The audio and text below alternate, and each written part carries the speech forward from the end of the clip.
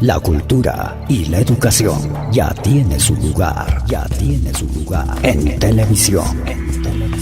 Presentamos Tertulias Pasqueñas, programa educativo, cultural, que promueve la identidad, la buena educación y el desarrollo integral de los infantes, niños, jóvenes de nuestra tierra. Tertulias Pasqueñas.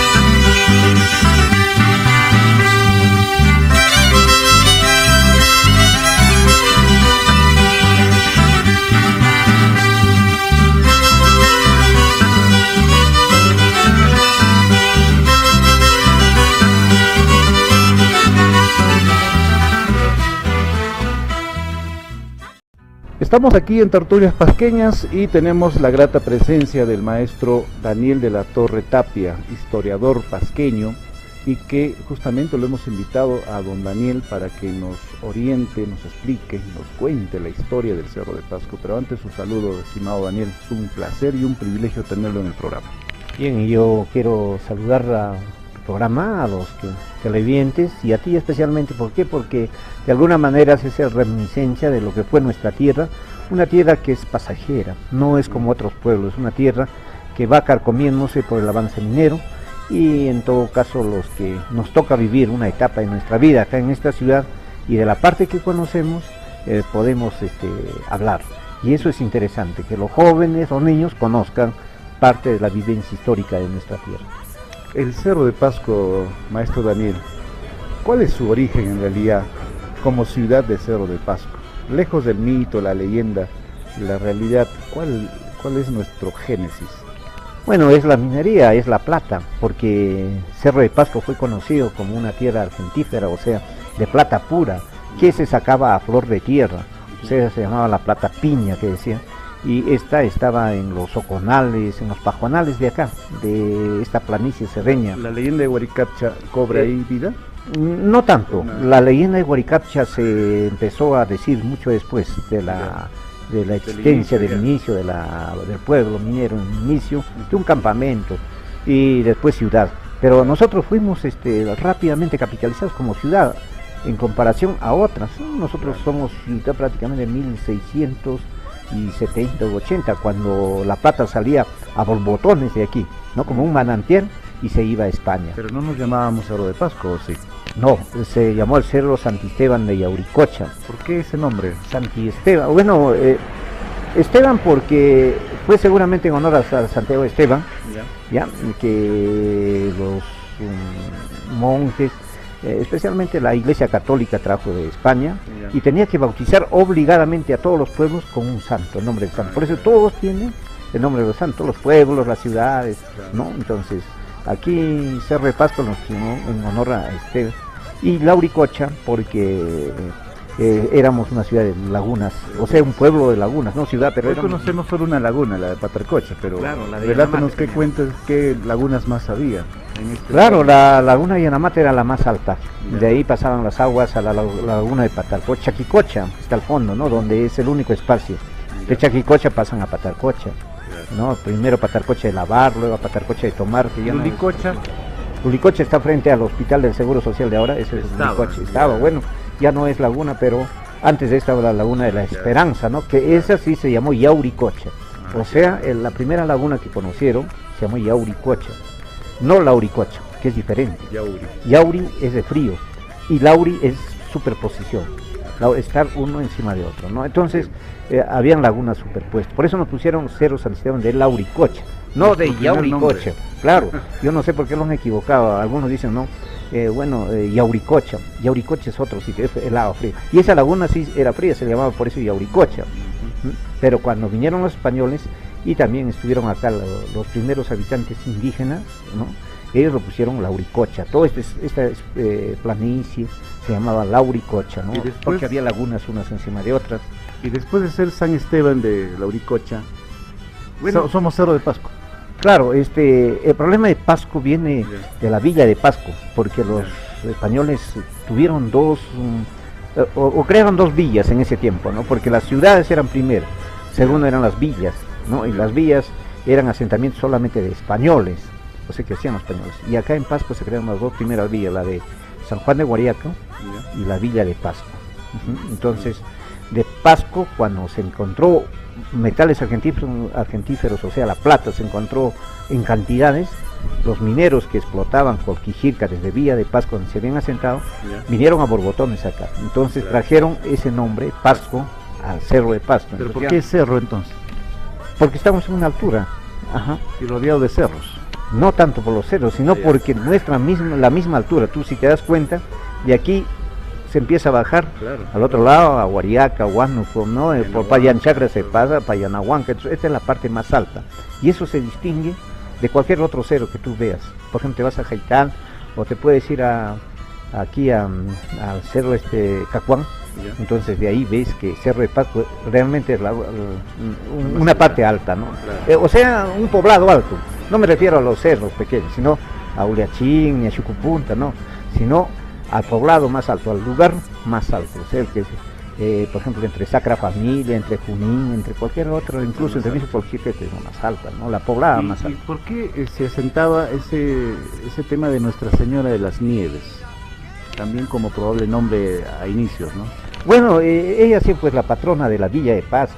Nuestra Señora de las Nieves, ella ha sido la patrona de la Villa de Pasco, no de Cerro de Pasco. Cuando los mineros de Villa de Pasco vinieron a Cerro de Pasco, no, se empezaron a instalar, trajeron el nombre, y para abreviar le pusieron Cerro de Pasco. Por ejemplo, hasta 1870, más o menos, un poco antes de la guerra con Chile, todavía están en los libros de bautizos de la parroquia aquí de San Miguel de Chopimarco, San Esteban de la Uricocha, no dicen Cerro de Pasco, ¿no? Entonces se sigue manteniendo, pero después está Cerro de Pasco, ¿no? Había un cambio. O sea, seguramente eso se hizo en la época de la colonia, ya cuando se estaba, o los párrocos que eran los más cultos en ese tiempo, eran los que de alguna manera influenciaban para los cambios de nombre. Entonces estamos apuntando a una vivencia de casi 500 años, ¿no? Si hablamos para este ciclo. Mira, muchas personas han tratado de darle el nombre a nuestra ciudad, o sea, de darle la fecha de inicio especialmente, pero en base, no sé, a conjeturas solamente. No existe un documento clave que diga, la ciudad de Cerro de Pasco se fundó, pero debe haber. No tenemos partida de nacimiento. Exacto, pero ¿por qué no hay y por qué lo hay? Nosotros, yo deduzco de que no existe porque los mineros cuando vinieron, los mineros eran pues gente tronchada, gente de lo más profundo, arraigado casi con el indio minero, que no era culta. Ellos vinieron acá y no les interesó cuando sacaron la plata si iban a hacer una ciudad, si iban a hacer un pueblo, si iban a hacer... Ellos lo único que les interesaba era la plata. Entonces ese tipo de gente que estuvo acá fueron los iniciadores. Y era obvio de que no venía gente culta, no venía gente bien... Piensen eso. Claro, con conocimiento puro de ese tiempo, ¿no? Por ejemplo, un escritor, etcétera, no podía venir de España al Cerro de Pasco. Aquí vinieron gente como de la calidad de Francisco Pizarro, ¿no? Con muy poco conocimiento, y ellos fueron los que poblaron. Entonces, tal vez por eso no tengamos una partida de nacimiento. Sin embargo, somos Cerro de Pasco, y aún ahora así, sí somos. claro, pero aún así somos Chaupimarca y Anacancha, Paraxá. Claro, parte de Simón Bolívar. Eso fue ya después. Claro, pero no tenemos un documento que nos diga todo esto es Cerro de Pasco.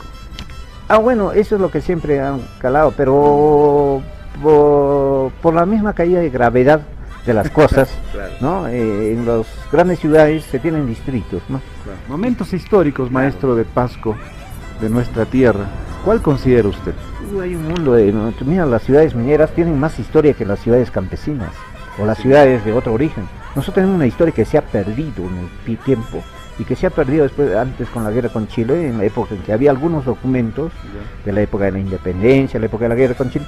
Pero ¿por qué se han perdido? Porque los chilenos vinieron acá y empezaron a tomar todo, y los libros de actas, los libros de la parroquia, todo eso destruyeron los chilenos, ¿no? Para abrigarse por el frío, y a ellos no les interesó la historia ni eso, ¿no? Si se han salvado algunos libros, es como decía el párroco Rosas, de la Rosa, que estuvo en Yanahuanca en la época con Chile. Él escribió en uno de sus libros, dice que los salvamos gracias a los vecinos que encontraron medio quemados algunos libros botados alrededor de la iglesia, por ejemplo esto en Yanahuanca, pero yo supongo que acá en Cerro de Pasco ha sido peor, ¿no? La beneficencia, que tenía una serie de libros, las parroquias y otras instituciones de ese tiempo prácticamente fenecieron, o sea, en ese tiempo ni se quedó. La bonanza minera, la vivencia del cerro pasqueño. Bien, el cerreño es un hombre que vive rápido, ¿no? Y que vive pensando en salir de Cerro de Pasco. Nace pero quiere irse por el mismo hecho del clima. Nosotros estamos a una altura de 4.300, ya casi a nivel mundial, si vemos, pocos son los ciudadanos del mundo que viven a esas alturas. No es recomendable. Casi toda su vivencia lo hacen en terrenos más bajos, ¿no? Por la altitud. Y aquí, claro, no es recomendable, pero yo entiendo de que aquí, en nuestra Cerro de Pasco, de todas maneras se ha creado pues todo un estereotipo de persona, que es el cerreño, pero que han pasado en diversas generaciones, ¿no? La historia, me decías, la historia de los cerreños es tan larga que cada uno apuntaría a ver, por ejemplo, la serie de tragedias que han sucedido en las minas. Antes, en la época colonial, se han muerto en esta ciudad miles y miles y miles de indios en las minas, ¿no? Tal era que el promedio de vida era de 25 años máximo, ¿no? Entonces ellos morían y las calles, dice, estaban llenas de personas mutiladas, de ciegos, de gente que había perdido los brazos, los pies, ¿no? Entonces todos pedían caridad y eran jóvenes, ¿no? Eso nos cuenta el padre Ocaña en una de sus visitas que hizo a Cerro de Pasco, ¿no? Y peor, él dice que como las mujeres de los mineros iban a la puerta de las minas, ¿no? A esperar a sus esposos, que salían encadenados solamente para almorzar, y ellas, al ver a sus esposos amarillos, ¿no? Vejados y jóvenes ya prácticamente consumidos por la opilación en ese tiempo, lloraban, ¿no? Y sus hijos también. O sea, esta tierra minera ha sido más trágica, había mucho más muertos que ahorita en los accidentes de tránsito. Y luego llega el proceso digamos, de la explotación de minas desde inicios de la República con otro sistema, digamos, ya económico.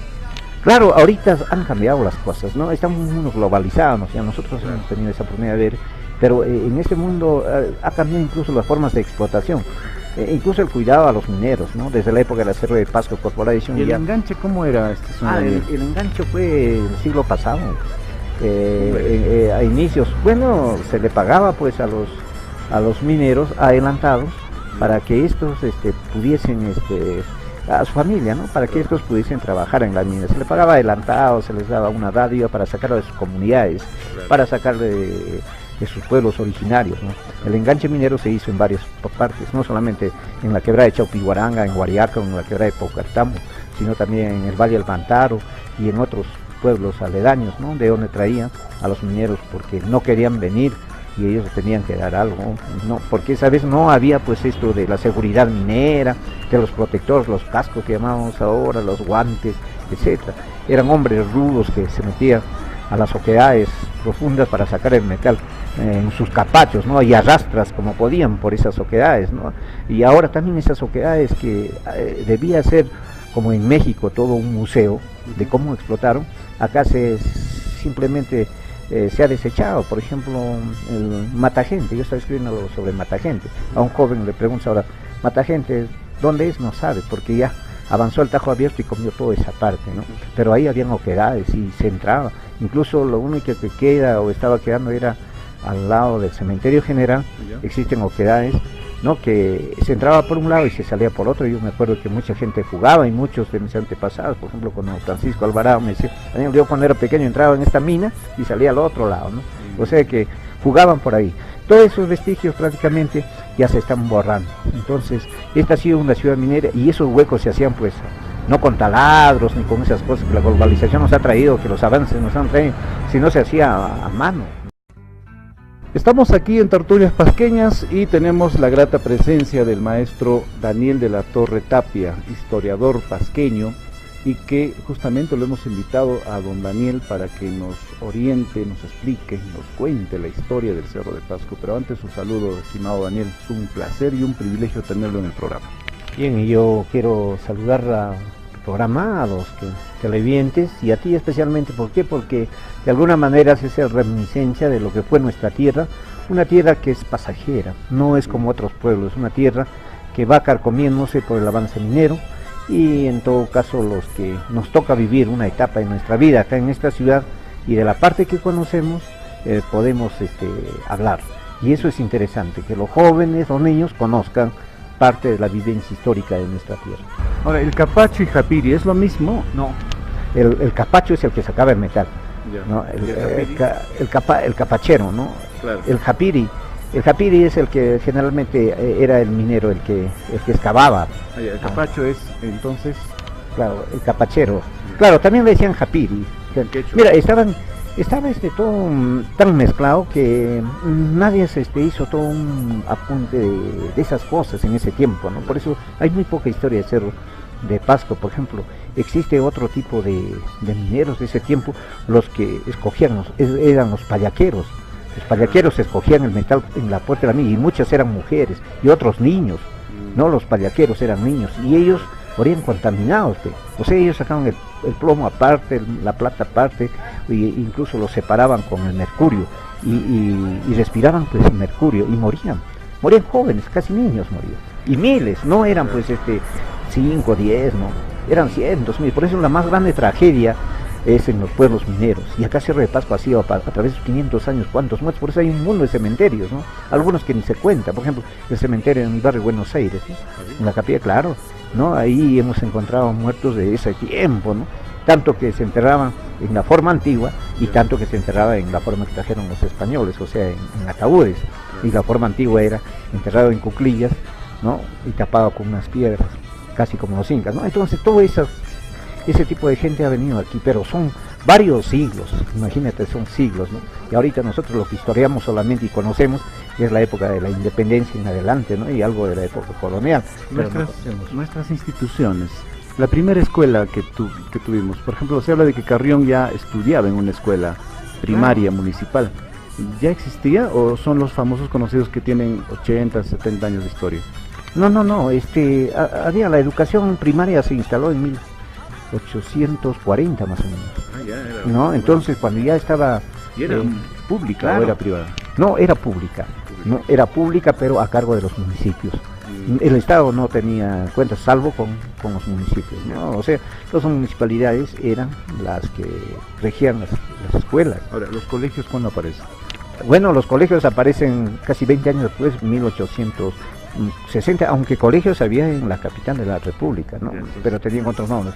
Ahora el colegio que hay en Cerro de Pasco, el más antiguo, don Daniel, realmente. Bueno, hay varios colegios que se fundaron en el siglo XIX, pero fueron particulares. Yo me acuerdo del colegio americano, por ejemplo, 1915 aproximadamente. Claro, hubieron colegios, por ejemplo, Pedro Caballero y Lira, que hacía un periodista, él vino a regentar un colegio, o sea, después de primaria, pero el colegio duró apenas con Samanamú, me recuerdo bien, era el director, que también era un limeño y el otro era Jauquín, pero los dos vinieron a regentar aquí.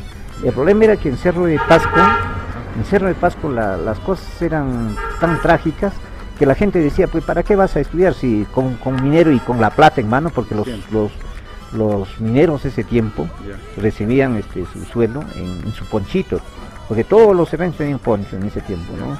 En la esquina de su poncho en plata se le daban el quinto, ¿no? Del quinto eran 5, uno para el rey, 2 para el que esto para el arrieraje, o sea, para el traslado, y esto para el minero, recibió.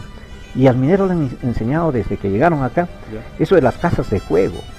Aquí siempre se jugaba al azar, divertirse, bailar y juego. Claro, y juego. Entonces el minero, ¿qué es lo que mujeres también? Claro, se iba a jugar, dice que jugaba, perdía toda su plata y otra vez volvía a la misma. No hacía su casa, no compraba terrenos. Casi hacían chozas, por eso Cerro de Pasco no ha sido pues una ciudad con calles españolizadas ni nada de eso. Claro que habían grandes construcciones donde se jugaba, ¿no? Pero al niño no le interesaba tener esa construcción para él, sino lo que estaba era con el vicio del juego, ¿no? Al azar. Por eso que dicen Cerro de Pasco, incluso en Cerro de Pasco, y lo escribe Ricardo Palma, ¿no? Claro. El diablo ¿no? Salió ganado por los mineros, porque eran mucho más letales en esos juegos, ¿no? Entonces todas esas cosas se han dado acá en nuestra ciudad. Entonces no le interesaba en esas épocas estudiar a la gente. Mayoría, la gran mayoría, solo unos cuantos, los que habían venido de fuera, hijos de españoles, son muy pocos, porque la educación aquí no valía nada en los pueblos mineros, ¿no? De repente en las grandes capitales, en las ciudades donde había portentos, pero aquí no. Entonces, y los que impulsaron eran los dueños de minas. O sea, a ellos no les interesaba que haya escuelas, porque incluso faltaba mano de obra, porque morían muy jóvenes y necesitaban otra playa o otra generación de mineros. ¿De allí que se crea el industrial para generar mano de obra para la mina? Claro, exacto, eso ya fue después, pero claro. Pero en ese tiempo, entonces, lo que tenía que hacer el dueño de la mina era pues obligar a los indios, y los indios tenían ya pues habían jalado eso de la fe a la cruz. Entonces, cuando había las fiestas largas de las cruces, ¿qué hacían? Ellos se iban a la fiesta 5, 6, 7 días y dejaban las minas. Nuestras fiestas duran así. Claro, nosotros somos pues de esa idiosincrasia, ¿no? Claro, la fiesta. ¿Y quiénes impusieron las cruces? Fueron los mismos españoles, ¿no? Los pueblos. Y después, cuando impusieron las fiestas, etcétera, porque el indio lo que buscaba era pues de alguna manera también divertirse. Entonces no hubo mejor forma que en las fiestas de los santos, ¿no? Y todos los santos tienen sus fiestas, y por eso hasta ahora seguimos calando eso, ¿no? Aunque mínimamente, ¿no? Se ha globalizado las cosas, existe un intercambio cultural mucho más grande, los jóvenes ya en sus pueblos no están, entonces se está cambiando las cosas, pero hasta hace unas 3, 4 décadas atrás, antes que aparezca el internet, el celular, los pueblos, por ejemplo, tenían fiestas duraderas, ¿no? La misma ciudad de Cerro de Pasco también tiene duraderas. O sea, eso es lo que ha primado, pero la minería pues ha sido toda una tragedia, y dentro de esa tragedia también habían pequeñas alegrías, ¿no? Como esas. Bueno, Daniel, hay mucho que conversar en realidad, pero quería tocar un punto importante de lo que quizás es nuestro aporte cultural de los cerreños, ¿no? Que es la música, la poesía, la crónica, el ensayo. Hubieron publicaciones iniciales, movimientos musicales muy importantes. Es obvio, la minería trae gente de todo lado, y acá a Cerro de Pasco llegaron gente de todo el mundo.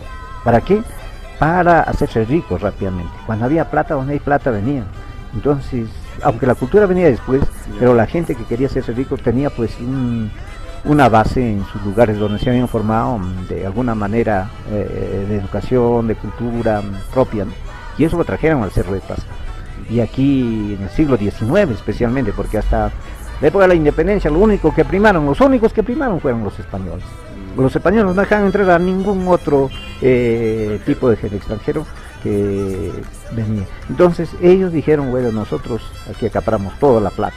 Y ellos fueron pues los que azotaban, mataron a tantos indios. Ahora, después de eso, cuando ya vino la independencia, entraron los italianos con fuerza, los ingleses, y los italianos entraron con comercio, ¿no? Hicieron casas grandes, entonces trajeron otro tipo de cultura. Tal es así que desde 1840, 1830-40, empezó a darse esto de lo que nosotros llamamos el cambio de la ciudad, ¿no? Porque nuestra ciudad dice que era pura chozas, pues no había unas casas grandes que eran solamente las fundiciones, y la casa de los españoles que estaba un poco mejor terminada, pero lo demás no. Así que de 1840, justamente cuando el sabio Ustaris viene aquí como prefecto, como autoridad, él es el que inicia casi los cambios aquí, ¿no? Y lo siguen los demás, y como ya habían italianos, habían ingleses, eslovanos y todo eso, rusos, ellos traen y empiezan a hacer grandes construcciones. De ahí es que sale esta ciudad que conocíamos, la ciudad antigua, que también ya está derruyendo, ¿no? Luego ya pasó San Juan Pampa.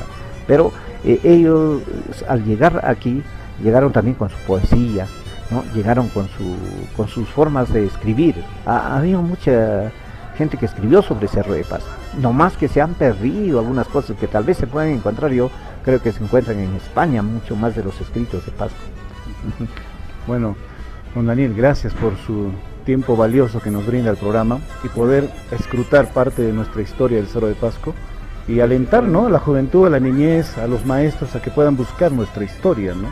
y poder encontrar nuevos descubrimientos. Claro, pero tiene que haber todo un proceso de tener documentos fehacientes. A mí me preocupa mucho de que existe gente que quiere tergiversar la historia, ese repaso.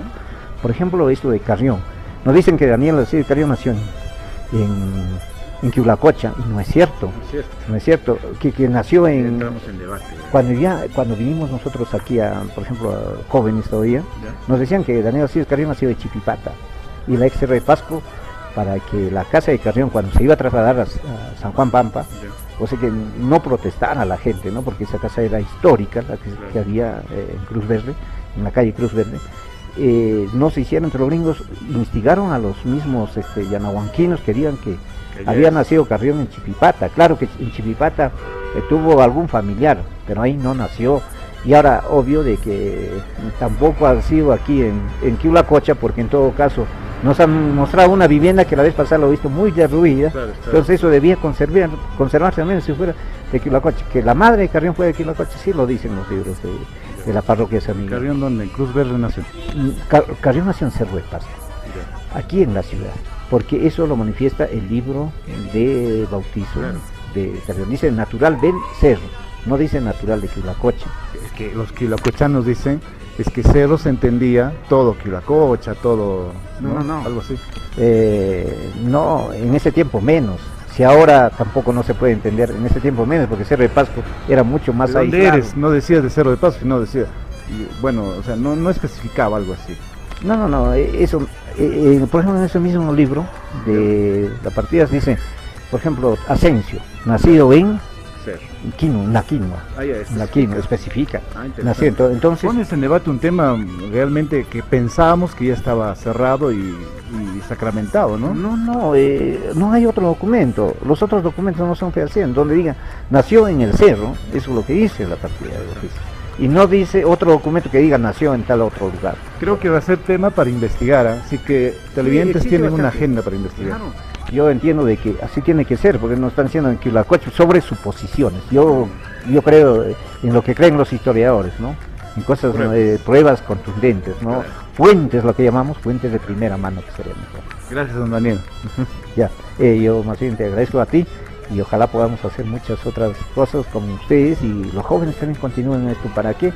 Porque todavía hay mucho que destruir en nuestra ciudad antes que vaya muriendo, ¿no? Porque es una ciudad que vive y muere a la vez, ¿no? Vive en otros lados, en los cerros, y muere aquí en el centro mismo de lo que fue la antigua ciudad. Gracias.